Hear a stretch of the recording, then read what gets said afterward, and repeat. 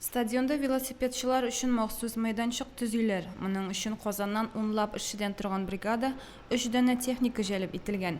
Maydon 380 kvadrat metrni bili. Мы строим здесь объект, называется это памп-трек.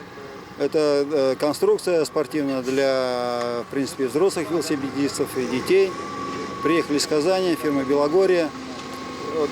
Площадь общего объекта получается порядка 390 квадратных метров.